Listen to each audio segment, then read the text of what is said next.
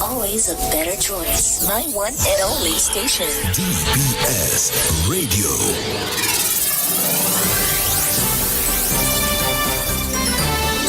Fair and balanced, unbiased and clear, concise and accurate. This is the DBS Evening News. Here now is your presenter with the headlines. Agents for FRS expressed the zeal, say ferry services to return this week with a slight change in schedule. St. Vincent and the Grenadines to receive 376 cruise ship calls for 2025-2026 cruise ship season. And news from the international scene, the U.S. Nuclear Stockpile Agency to lay off hundreds as shutdown continues. Details of the evening news right after this. Yo, what's up? Baby, let's go! Turn your TV on. Listen to DBS on Digital TV Channel 50 and Flow TV Channel 951. DBS News. Welcome back to the DBS Evening News. My name is Curtis Matthew. The agent for the FRS expressed the zeal in Dominica has assured passengers that ferry services into Dominica will return this week with a slight change in schedule. The services were disrupted last week due to a serious breakdown on one of the company's ships. Joanne Bellot is manager of shipping and tours at HHV Whitchurch and Company Limited. So by now, everybody would know about the situation if Express is facing. It's a very difficult time, but rest assured that FRS Express is doing all in its power to ensure that our passengers are treated in the best way possible, very fairly. By now, most patrons would have read it that they were facing an exceptional situation in one of the vessels breaking down on Friday. While we did not have service on Thursday, Friday, and Saturday due to ground swells, we were supposed to resume our operations on Sunday the 19th. But due to this mechanical breakdown, that was changed. So on Sunday, we had the ferry depart from Guadeloupe into Cabritz, and we only brought in about 350-something people, but we did not have anybody leaving the country. So today we have a schedule where we are trying our best to ensure that the patrons from Guadeloupe, Martinique, and St. Lucia are brought in for the festival, and also persons who are stuck here to go back. So today, Monday, and also tomorrow, Tuesday, we'll be doing the voyages from Guadeloupe from 11 o'clock and to arrive here at 2. So we'll be doing Guadeloupe, Dominica, Guadeloupe. On Wednesday, the patrons from St. Lucia will be able to leave St. Lucia at 5 p.m. We'll have another service from Guadeloupe at 7:30 and one at 11. And then from Martinique, we will have one at 4:30 in the afternoon. And then the schedule will fix itself back on the Thursday. And that's Joanne Bellot, the manager of shipping and tours at HHV Whitchurch and Company Limited. Other news this evening, President of the Dominica Calypso Association, Gregory Caressa Riviere, has revealed that February 14 is the date set for next year's Calypso finals. Riviere, the four-time Calypso monarch of Dominica, was elected last week to head the Dominica Calypso Association. I want to thank the members of the Calypso Association for having the confidence in me to take the reign in a very, very difficult time. Of course, you know what transpired over the past couple of weeks, but suffice to say, we have so far the executive had one meeting, and then following that, we had a meeting with the former executive, very, very productive meeting. So we're just basically preparing for the new season, which is expected to be a very active season. Of course, Calypso finals will be on Valentine's Day, the 14th of February. And Calypsonians are gearing up. I know a number of them in the studio. Very, very soon we will hold a press conference to basically alert the public as to what are some of the plans that we have moving forward. And I'm hoping to have a discussion with the treasurer because I haven't received any official word from him. So I'm hoping to have a word with him. Of course, this week Wednesday, we will have a meeting. So the executive will decide exactly how we move forward from there. We have a very, very talented group, quite a number of persons, very resourceful persons. There are a number of persons who can assume the position of treasurer. And that's the president of the Dominica Calypso Association, Gregory Caressa Riviere. Dominican entrepreneurs now have another opportunity to apply for $45,000 as the James Foundation has extended its application deadline for the 2025 Philip Nassif Entrepreneurship Challenge to December 6. Director of Entrepreneurship at James Foundation, Liz Fabian, says the decision was taken to ensure that more entrepreneurs can take advantage of the opportunity. The GEMS Foundation announces the extension of the application deadline for the 2025 Philip Nassif Entrepreneurship Challenge, and we have extended it to December 6, 2025. This provides additional time for entrepreneurs across Dominica to finalize and submit their entries. This decision was made to allow more entrepreneurs to benefit from this opportunity, and it also recognizes the busy Creole season that we're in, the vibrant period, and it engages many of our small island businesses, particularly those involved in food, hospitality, culture, and tourism, as well as entertainment. The foundation aims to ensure that all these entrepreneurs have a fair and convenient opportunity to participate once the national festivities have concluded. The Philip Nassif Entrepreneurship Challenge, supported by the Dominica Association of Industry and Commerce, it continues to celebrate the entrepreneurial spirit and innovation that defined the late Philip Nassif's legacy. This initiative seeks to empower and strengthen our small businesses within Dominica's hospitality and tourism supply value chain, including enterprises in food and beverage, agro-processing, wellness, technology, transportation, marketing, and related sectors that add value to the local economy. Fabian says 7 entrepreneurs will be shortlisted for the finals of the challenge.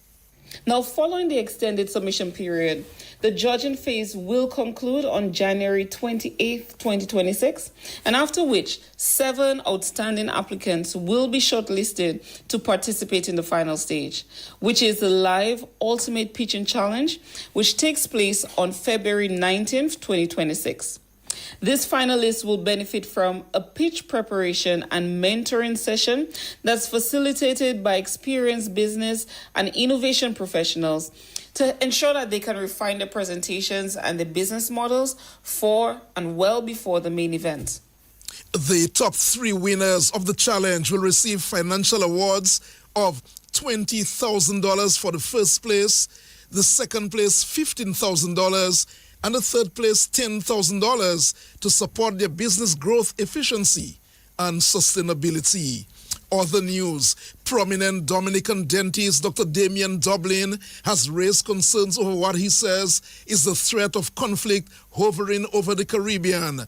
Tensions have increased between the U.S. and Venezuela after the Donald Trump administration deployed a significant military presence in the Caribbean, although it says the deployment is to attack drug trafficking.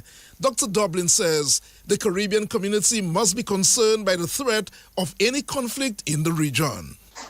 We used to read about news of wars in Africa, South Sudan, Russia and Ukraine. These events very far from us, and we felt comforted. But right now, the tension is getting right at our doorsteps. As we gear to celebrate our world-famous World Creole Music Festival, a festival which puts Dominica right in the center, the heartbeat of the Creole world, a celebration of music, culture, food, and just Creole way of life. And also, while we head towards 47th anniversary of our independence, we must be mindful of these happenings and think of the impact it could have on the many achievements which we have taken years of sacrifices to realize. So really this statement is just an awareness that while we're going around our jolly way, there is tension in the region which could impact every aspect of our life. And we must be aware of it, call it out, and play a part wherever we can to help in a peaceful resolution of this issue. Dominican dentist Dr. Damian Dublin, Bishop of Roseau Kendrick Forbes, has told 3 new deacons of the church that they will be expected to serve with humility. Valentine Val Coffey, Algernon de Gallery, and Albert Watty were ordained deacons during a ceremony at the Roseau Cathedral Saturday morning. And we gather today as a church on pilgrimage to celebrate the ordination of Albert Watty, Algernon de Gallery, and Valentine Coffey, who with the support and encouragement of their wives and families have presented themselves and called by the church to serve as permanent deacons. I warmly welcome their wives and their families. Albert, Algernon, and Valentine will need our fraternal support as they labor in the vineyard of the Lord. My brothers, with ordination to the diaconate, you will become a member of a college that includes spiritual giants like Lawrence, Stephen, and Philip. Allow these holy deacons to be your example. Learn from Lawrence that the true treasure of the church lies not in her magnificent buildings, not in her splendid artifacts, but in her people, most especially the vulnerable, the poor, the marginalized. Be inspired by Lawrence's compassion, his selflessness. Learn from Stephen that the call to diaconal ministry is a call to imitate Christ, to proclaim the gospel even when it's uncomfortable to do so. But remember that the gospel is proclaimed for the salvation of souls.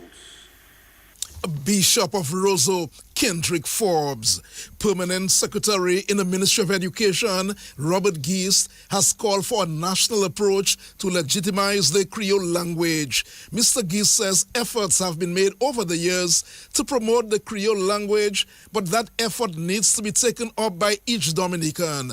Creole Heartbeat staged a national consultation on the Creole language last week. We must move with urgency to finalize the draft Creole curriculum and create a phased plan for its implementation. We must prioritize the development and execution of comprehensive training programs for current and our future teachers. Using the new dictionary and curriculum as our guide, we must create engaging textbooks, readers, and digital resources for students. This goes beyond the Ministry of Education.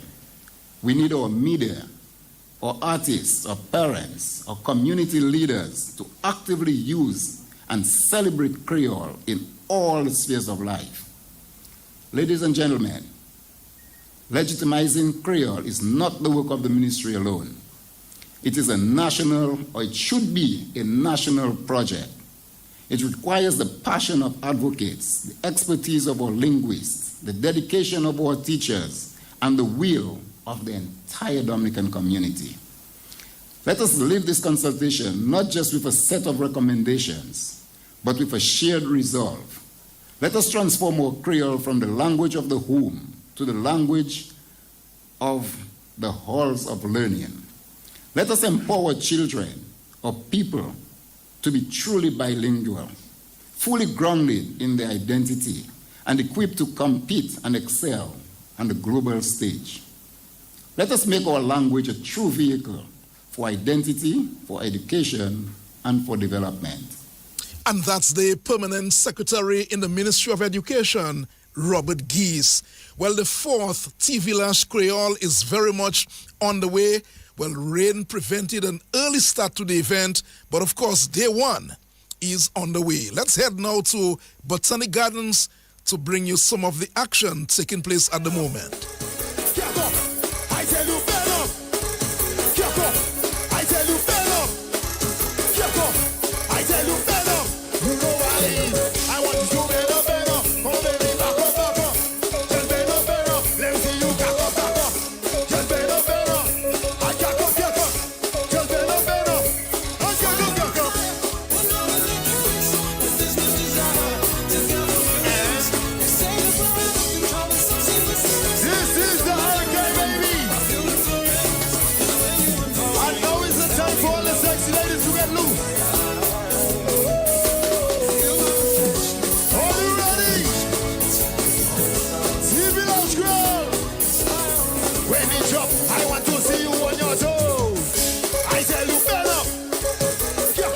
Well, some of the action live at Botanic Gardens on the opening day of the 4th TV Lash Creole.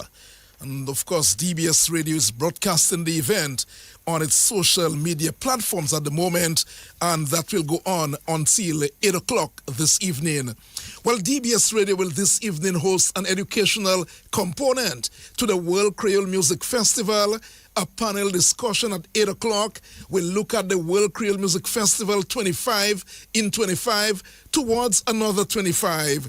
The discussion, which will be moderated by DBS's senior announcer, Miguel Labadie, will put into context the genesis of the festival, successes, challenges, lessons learned, and the way forward.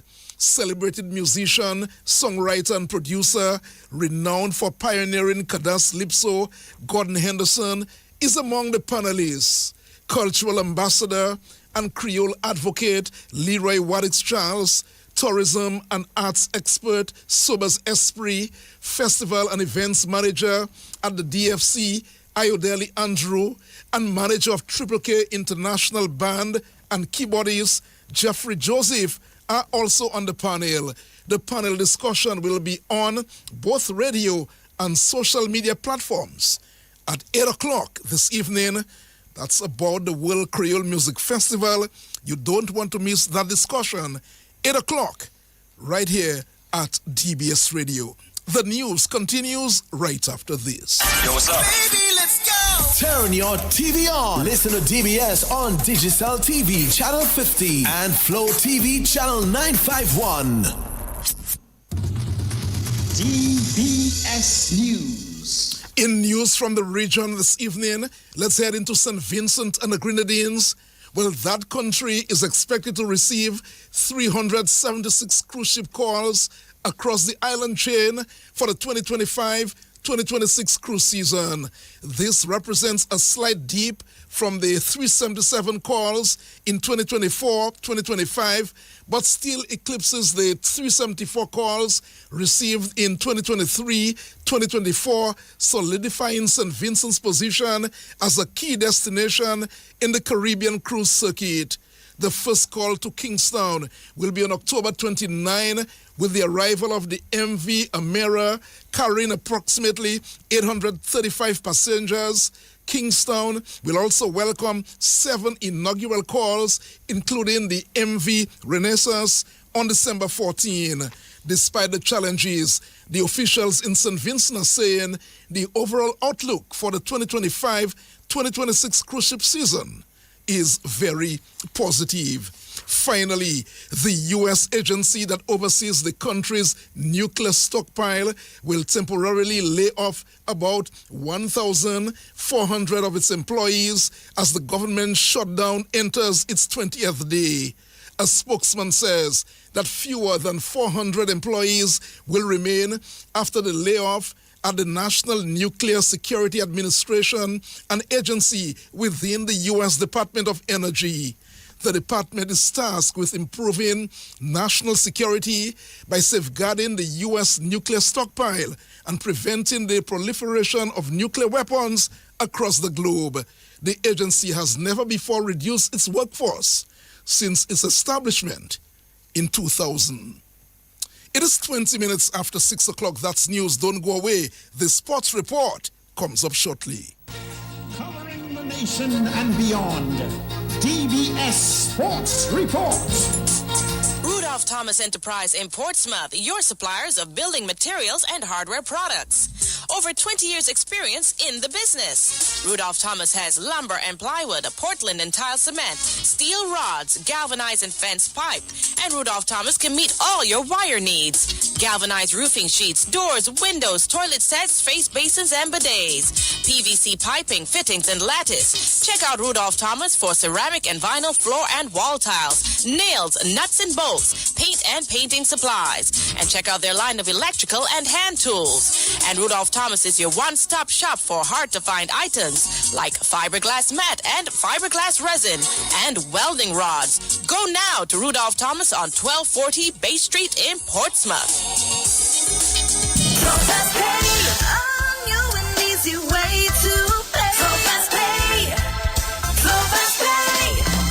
You asked for it, a quicker way to pay your bills online. It's fast, secure, and easy to use. No registration, no additional fees. Flow is now offering FastPay, an online service that allows you to settle your bills in less than 2 minutes. Need a receipt? FastPay will send it to your email immediately. Use FastPay now for convenience, safety, and efficiency at discoverflow.co/fastpay.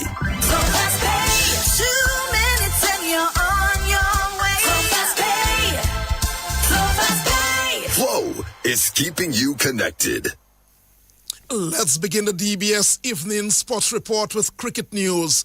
The West Indies spinner Carrie Pierce says the Caribbean side has to adapt quickly to the conditions in Dhaka if they are to bounce back in their ongoing one-day international series against Bangladesh.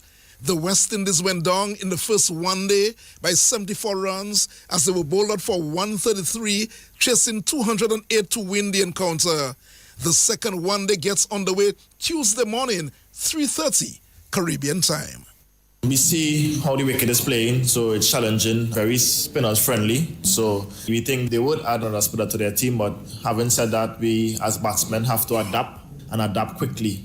We have a lot of great batsmen on our team. It's just about adapting, and this is international cricket. So, it's going to be tough, it's going to be challenging, but, we have to find a way. Coming from India, the subcontinent, we tend to be more spinners friendly. And, back home also, there are similar wickets, but, we as I said, we have to adapt and adapt quickly. And, coming here, seeing the wickets, the wicket, it is spinners friendly. So, you want to put the ball in the right areas. But as you said, it's a lot of pressure, if you don't do well on these kind of services. So I just try to keep it simple and stick to my plans. I think once you put the ball in the right areas, do not go wicket hunting. I think it will be the best, suitable for the wicket. From the time you want to go wicket hunting, then you can leak runs. So I just tend to keep it simple, as you can see. I just try to put the ball in the right areas, keep it tight, and try and let the batsman make the mistake. As I said, the surface is spinners friendly, but we have to play on any wicket that is provided for us, and we have to adapt. Most importantly, have to adapt. So wicket, don't matter about the wicket anymore. It's about playing the game and playing the game the right way, adapting to the conditions. And as I said, Bangladesh hasn't lost a series here since 2011. So, we have to come and adapt to the wicket as batsmen and as a team, and just try and win the game. And that's the West Indies spinner, Carrie Pierre. Meanwhile, Akil Hossain and Raymond Simmons have been drafted into the West Indies one-day squad for the remaining matches against Bangladesh. The pair will replace Sharma Joseph and Jadea Blades. Blades has been ruled out of the upcoming matches and the tour of New Zealand with a stress fracture to the lower back and will remain home or return home to undergo rehabilitation. Joseph reported some discomfort in his shoulder during the first training session ahead of the opening one-day against Bangladesh. Following a subsequent scan, he has been recommended for consultation with a specialist in England to start the rehabilitation process. Well, the West Indies one-day captain, Shea Hope, is encouraging his players to put the defeat from the first one-day against Bangladesh behind them and prepare for the next encounter. Yeah, it was a tough one. We understood the challenges, especially as a batter on that surface. But yeah, we got to put this one behind us as quickly as we can. We've got 2 days to turn around. Take all the learnings from this one. See the importance of our spinners to be a lot more consistent. They bowl really well in that middle period and, stop the flow runs for a period of time. But yeah, just got to take the learnings from this one and come back stronger for the next game. I thought the start that we had was a very commendable one, especially, trying to chase down a score of 200. Very important as an opening period to set the tone, and they did just that. We just didn't continue on that vein, I guess, in the middle period there, especially when you want to build that foundation and make it easy work in the back end. But like I said before, we got to take the learnings from this one and in 2 days' time, try to turn things around. And that's the West Indies one-day captain, Shea Hope. The second one-day gets underway Tuesday. That's tomorrow, 3:30. Caribbean time. Let's turn the focus now to football because the national player Odell Laville registered his second straight hat-trick as the defending President's Cup champions Central Cooperative Credit Union Jubla FC marched into the finals of that competition on the weekend. Jubla crushed the Roosevelt Skerrit Bombers by 9 goals in Saturday's semi-final at the DFA Technical Center. Odell Laville got a hat-trick. Corbin Paul and Savio Anselm and Travis Joseph got 2 goals each, and Chad Bertrand also got on the score sheet as Dubla sent the Bombers home, winning by 10 goals to 1. Johansson Bridget got the lone goal for the Bombers. Well, the Dubla captain, Brian Thomas, says it was a near-perfect showing from his team. Well, it's always good to advance to the finals. At the end of the day, that was our goal. You know, we have probably 2 cups to play. On the Premier, we wrap up the Premier already. Now we get an opportunity to go back-to-back in President's Cup. The performance tonight was a very good one. I would say a mature win, because we just came to do the simple things, and then when we had to be extra, we was extra. Our coach talked about plenty of emphasis on finishing tonight. I think he'll be very pleased with our finishing tonight. Finishing has been spot on for Dubla in recent times. I mean, dating back to last season, last 3 games, that's almost 30 goals that you guys have scored. So what does it say about that attacking play from Dubla? Well, it just meant taking responsibility of the job. It's just doing your job. I mean, before we didn't have to reach in a situation where we had to try and give Oil the golden boot in 2 games. I mean, there is things we are supposed to improve as the season goes on. We didn't have a fantastic season, but at the end of the day, we just showed that on our day we could finish them chances we're creating. All right, let's look ahead to the finals. You won't know your opponents yet, but what will be the message to the guys as you guys, prepare for the finals? Well, the finals is win and go home. I mean, it's a knockout, but finals bring something else, different energy. It's just performance on the day. We just have to go back to the drawing board and look to see where we need to improve as a team and just come and execute our game plan. And that's the Dubla captain, Brel Thomas. Odell Laville, meantime, says he was happy to have played his role in the win. We saw and thank God for the win. A victory is always a good feeling, In the semi-finals, we come to play and knockouts. We just come to take the 3 points and win and score as much goals as possible. Let's talk about your form, Odell, even dating back to last season and now, 5 goals already in this competition. What do you think has been the reason, or 6 I should say, what do you think has been the reason for your success? Just my confidence, personally. I'm working on, finishing better. When I get the chances to shoot, take them as much as possible, and when I see my players in a better situation than me, I give to them to score as well. What does it say about the system of the Dubla team moving forward? Everybody have to put in their personal work, the midfield, the defenders, the goalkeeper. Everything comes together to become one. So, I proud of the fellas for putting everything together and, coming on the field and display it. Even though they lack our numbers, but, we're a team, we come to fight and we have the players that are willing to do it. And that's the Dubla player, Odell Laville. Dubla will meet Valvoline United in a rematch of last year's finals. This, as Valvoline United came from a goal down to beat Sagicor Southeast last night at the DFA Technical Center. Shamia Dangleben got 2 goals off the bench to lift We United to the 2-1 win. Javi George got the lone goal for the Southeast. It is 6:30 in Dominica and the rest of the Eastern Caribbean. That's a look at the news and sports. Tomorrow morning, we will bring you another major news package at 7 o'clock. Let's remind you, 8 o'clock tonight, you don't want to miss a discussion on DBS, the discussion on the World Creole Music Festival.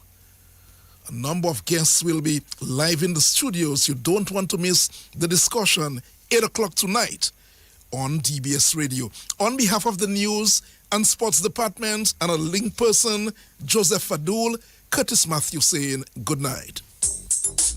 Rudolph Thomas Enterprise in Portsmouth, your suppliers of building materials and hardware products. Over 20 years experience in the business. Rudolph Thomas has lumber and plywood, Portland and tile cement, steel rods, galvanized and fence pipe. And Rudolph Thomas can meet all your wire needs. Galvanized roofing sheets, doors, windows, toilet sets, face basins and bidets. PVC piping, fittings and lattice. Check out Rudolph Thomas for ceramic and vinyl floor and wall tiles, nails, nuts and bolts, paint and painting supplies. And check out their line of electrical and hand tools. And Rudolph Thomas is your one-stop shop for hard-to-find items like fiberglass mat and fiberglass resin and welding rods. Go now to Rudolph Thomas on 1240 Bay Street in Portsmouth.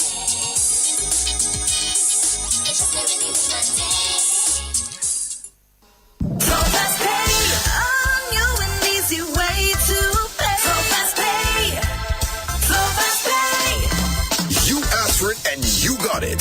quicker way to pay your bills online. It's fast, secure, and easy to use. No registration, no additional fees. Flow is now offering Fast Pay, an online service that allows you to settle your bills in less than 2 minutes. Need a receipt? Fast Pay will send it to your email immediately. Use Fast Pay now for convenience, safety, and efficiency at discoverflow.co/fastpay. So Fast Pay, 2 minutes and you're on your way. So Fast Pay, so Fast Pay. Flow is keeping you connected. DBS Radio gives you top quality service over any other for live streaming of funerals. Call us today at 448-3282.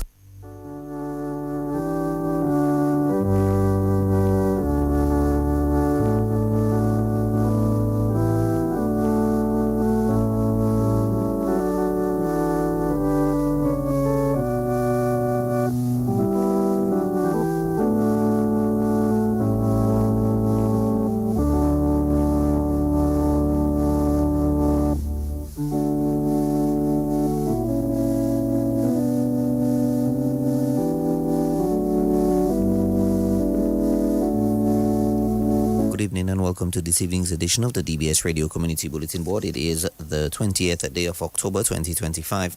We'll begin with this evening's edition of the DBS Radio death announcements on the DBS Radio Community Bulletin Board. We announce the death of Jean Rosalind St. Louis, age 82, of Collyho. She was the mother of Bernice, Parkinson, Connie, Dora, Althea, Juliet, and Justin. She will also be remembered by her stepsons, David, her grandchildren, Ryan, Valder, Roy, Lee, Leon, Liz, Oswald, Ismael, Brittany, Jewel, Pearl, Dominic, Kernick, and Isaac, her sister, Emilia Yankee, daughter-in-law, Johan, sons-in-law, Winston and Mark, caregiver, Edith Stevens, close friends, Marvel, Virginia, Cyrilla and Leandra, Pastor Jerome Edwards, the ladies groups and members of the Collyho Baptist Church as well.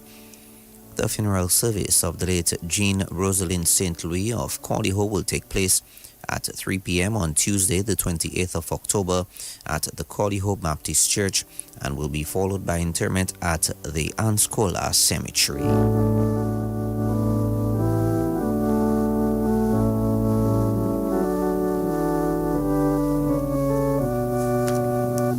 We announce the death of Derek Tony Seaman, better known as Shadow, age 64, of Laho, Penville. He died on Sunday, the 28th of September. He was the son of Richard Seaman in Canada.